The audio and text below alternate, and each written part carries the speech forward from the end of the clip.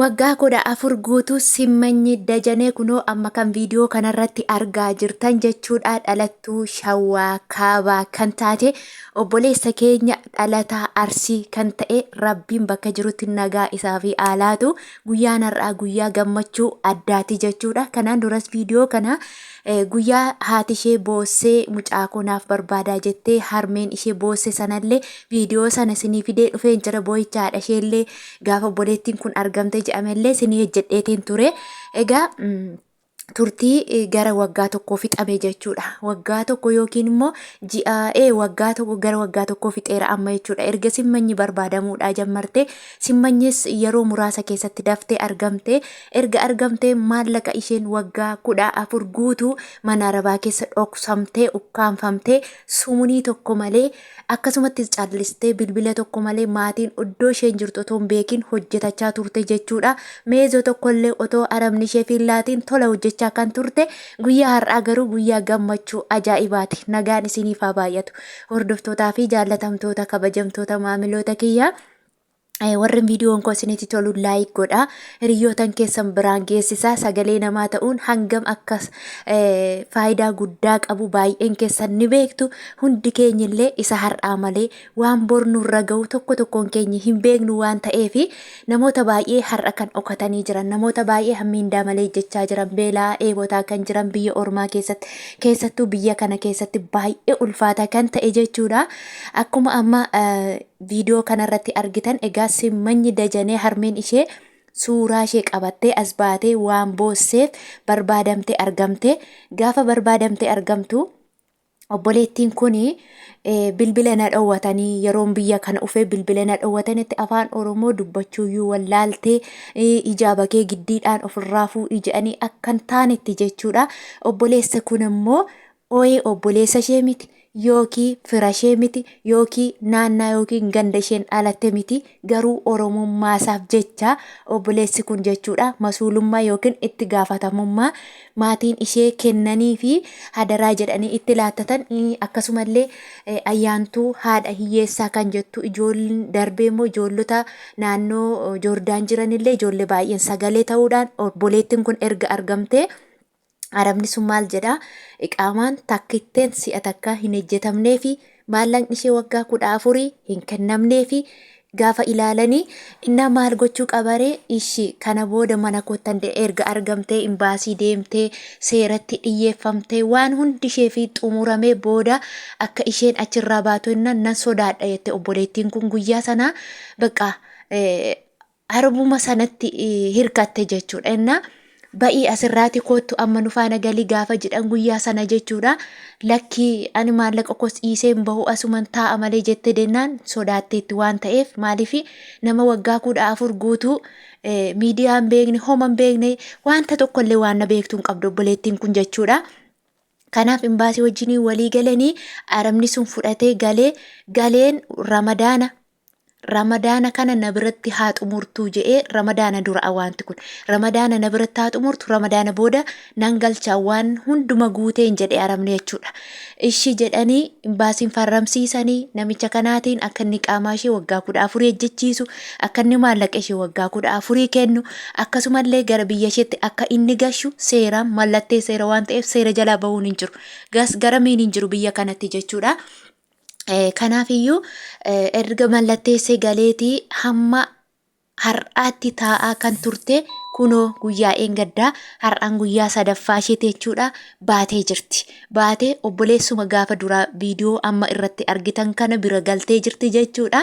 Dhugaa dubbachuuf gammachuu ajaa'ibaa gammachuu daangaa hin qabne nan gammade ani dhugaa waaqayyoon saniin jedhamu lubbuun nama tokko oolu jechuun hangam nama gammachiisa. Haati deessee ilmoo ishee yookiin faayidaarraan arganne yookiin ilmoo isheen arganne akkasumatti lafa buute ilmoo ishee otoon argin gaafa akkasitti callisanii hafani haati ufii karaa ilaalaa hafti jechuudha. Yoomillee boo'aa hafti yeroo firri galu yeroo ollaan galu hankomaaf hin galu jecha gaddaa hafu turanii garuu waaqayyoommoo waan hunduma kana gadda hunduma kana isaanirraa cabsee jechuudha. Obboleettiin kun argamte amma maallaqni ishee tokko lama jedhee jechuudha maallaqni ishee kaashii kennameefii jira. Viidiyoo ayyaantuu haadha hiyyeessaa jedhu jalatti ilaalaa tiktookii ayyaantuu haadha miskiina ayyaantuu haadha miskiina obboleettii yeroo hundumaa obboloota baay'eef sagalee taatu jechuudha. Bira geessee viidiyoo waraabdee jirti jechuudha. Viidiyoo ishee har'an argee guyyaa 3 baatee amma obboleessa kana bira jirti. Kanaaf maal biyyatti bararuu bichaadha. Maallaqa ni qabdi. Imbaasiin illee ni deeggara. Waa hundi ta'amee jira. Maallaqni ishee fuudhamee jira. Galata Waaqayyoo baay'ee tokko gammachuu guddaan namatti dhagahama. Namni gaafa sagalee namaa ta'u waan qalbii tokko fakkaata. Dhugaa Waaqayyoo otoo duraatii jechuudha. Yeroo miidiyaan hanga kana hin babal'anne nama lakkoofsa hin qabne nama beqa hangana jettee hin beekne kan lubbuun darbee jira, kan maallaqa isaa dhabee jira, kan badee hafee jira, du'eesaa jiraasaa hin beekne baay'eetu jira jechuudha. Namoonni immoo kun akkasittiin mucaa konaa barbaada, suuraan ishee kana fakkaata, maqaan ishee kana fakkaata jedhanii akkasumatti harmooleen gaafa gadi ba'anii ilmoo isaaniif himatan immoo dubbatan immoo jechuudha. Namni kamillee garaa hin jabaatu. Namni badee hin badu. Maaliif yoo jettanii mana tokko keessatti namni tokko nama arguu hin hafu. Amma miidiyaa irratti suura nama tokko yoo sheer godhan hojjettootumti lammiima Itoophiyaa kan ta'an intala kana bakka kanatti argeera kan jedhan hin dhibamu jechuudha. Maaliif lammiin Itoophiyaa biyya kana keessatti miliyaana meeqa jira jechuudha. Kanaaf namni tokko arguu hin hafu. Maqaa ofii namni tokko agahuu hin hafu. Gaafa mana nama tokko amma nuti shakaalaa tokko yoo argine maqaa keenyatti mannaa ani biyyi koo akkasidha jennee namatti manna. Kana keessa immoo miidiyaa jechuun faayidaa guddaa akka inni qabu keessattuu tiktookiin faayidaa guddaa akka inni qabu dhugaa Waaqayyooti. Namoonni baay'een achirraan kan arguun karaa tiktookiin, karaa yuutuubiin, karaa feesbuukiin sheer godhee raabse obboleewwan keenya akkasitti du'a wal oolchaa jiru, maallaqa waliillee galchaa jiru, kan dhukkubsatellee galchaa jiru, kan miidhame yaallachaa jiru. Kanaaf namni kamillee jechuudha miidiyaa hin tuffatina, aggeeffachuu hin tuffatina. Wanta tokko yoo aggeeffatan yoo hubatan irraa barumsa guddaa argatu jechuudha. Maaliif nuti har'a fayyaa qabna, nuti har'a hin deemna.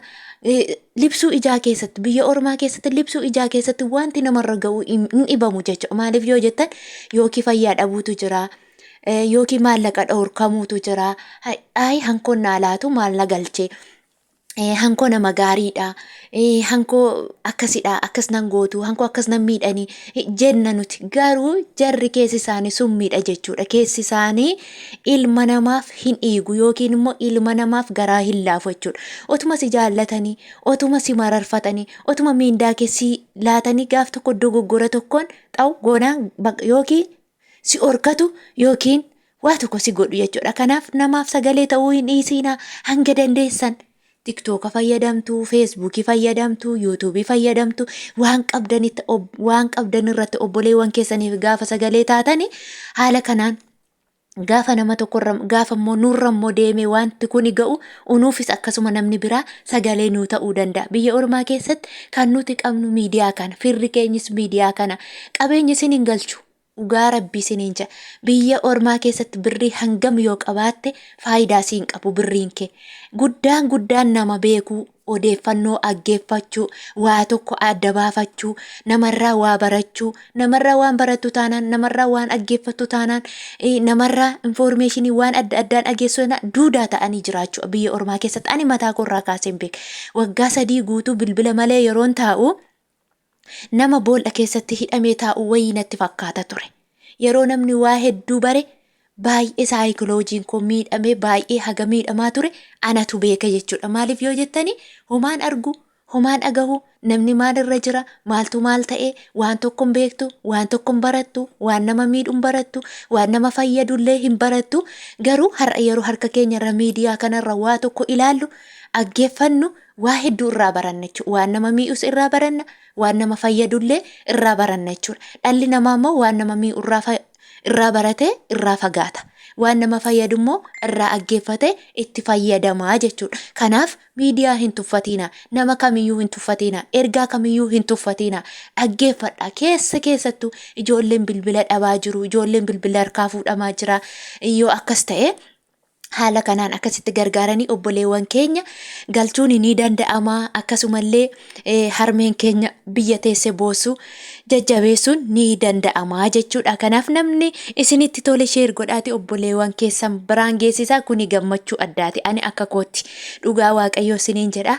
Gammachuu addaa tokko natti dhagahame, hedduu tokko gammadeen jira. Baga waaqayyo harmee ishee gammachiisee akkasumas immoo waaqayyo ijaan immoo wal isaan agarsiisee gammachuu kana hundumaa waliin nu haa hirmaachisiisu isiniin jedha. Akkasuma warra badanii hafanillee waaqayyo lafa jiranitti isaan haa argu, isaan haa barbaadu, isaan haa dirmatu isiniin jechuun barbaada. Obboleewwan kiyya dogoggorree yoo jiraate immoo na of kolchaa isiniin jedha. Nagaan naa tura.